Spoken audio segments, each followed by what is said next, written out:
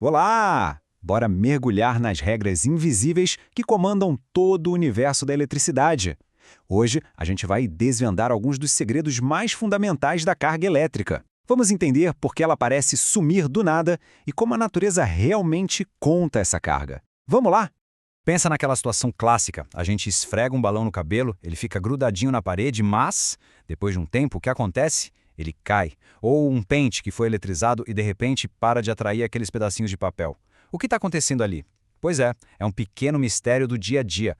E esse mistério, na verdade, leva a gente por uma pergunta muito mais profunda.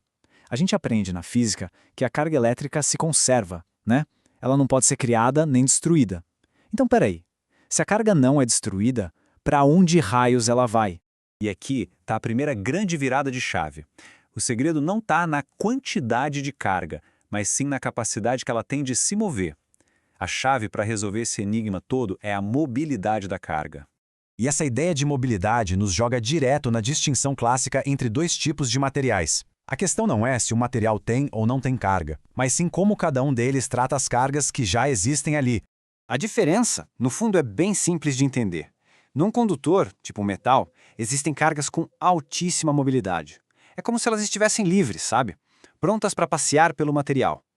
Já num isolante, como um plástico, as cargas estão super presas, com uma mobilidade baixíssima, quase nula. E essa frase acaba com um erro muito, mas muito comum. Muita gente acha que isolante não tem elétron. Errado. Todo material é feito de átomo, e todo átomo tem elétron. A grande diferença é que, nos isolantes, esses elétrons estão acorrentados, sem a menor liberdade para se mover. E isso, olha só, ajuda a gente a resolver o mistério do balão. Em dias úmidos, as moléculas de água que estão no ar e nas superfícies criam umas pontezinhas condutoras. E são essas pontes que deixam a carga acumulada no balão vazar aos pouquinhos para o ambiente. Aí ele se neutraliza e cai. A carga não sumiu, ela só achou um caminho para ir embora. Ok, então a gente já entendeu que a carga pode se mover. Mas vamos para uma pergunta ainda mais fundamental. Será que um corpo pode ter qualquer valor de carga elétrica que a gente imaginar? Ou será que a natureza impõe algum tipo de limite? A natureza, na verdade, impõe uma regra muito elegante. A carga elétrica não é algo contínuo, como se fosse água enchendo um copo. Ela vem em pacotinhos, em unidades separadas. Pensa numa escada.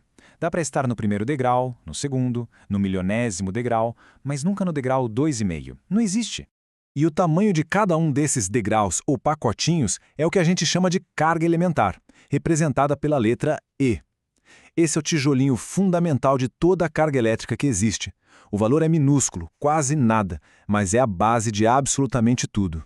Então, o ponto crucial é este. A carga total de qualquer objeto, que a gente representa por Q, tem que ser obrigatoriamente um múltiplo inteiro, N, daquela carga elementar, E.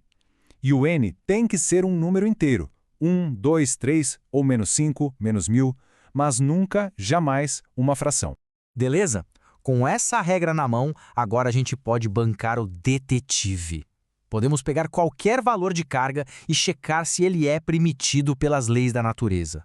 Bora fazer um teste? A pergunta é essa. Esse valor de carga aí, ele poderia existir de verdade num objeto?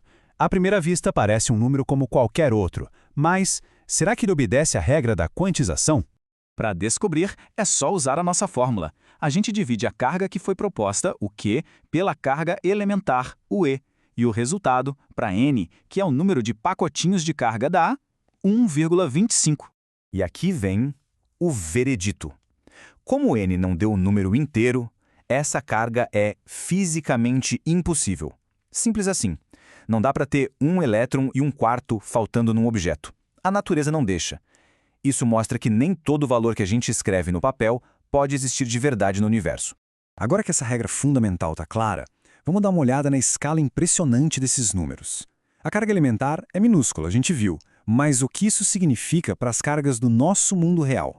A gente usa Coulomb toda hora como unidade padrão de carga, mas o que isso representa de verdade? Quantas dessas partículas pequenininhas formam um único Coulomb? A resposta é de cair o queixo. O cálculo em si é bem direto. Pega um Coulomb e divide pelo valor da carga elementar. E o resultado é simplesmente astronômico. 6 quintilhões, 250 quatrilhões. É isso aí. Esse é o número de cargas elementares que cabem em um único Coulomb. É um número que nosso cérebro nem consegue processar direito. Isso revela algo espetacular. Mesmo uma carga que a gente considera pequenininha, tipo alguns microcoulombs, daquelas geradas em experimentos simples de laboratório, na verdade corresponde a um desequilíbrio de trilhões de elétrons. O mundo microscópico opera numa escala que é, francamente, colossal. Então, vamos juntar as peças.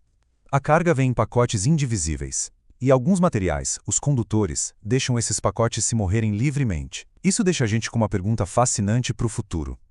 O que acontece se a gente pegar esses dois fatos e controlar esse fluxo de carga de propósito? Bem, aí a gente entra no mundo da corrente elétrica.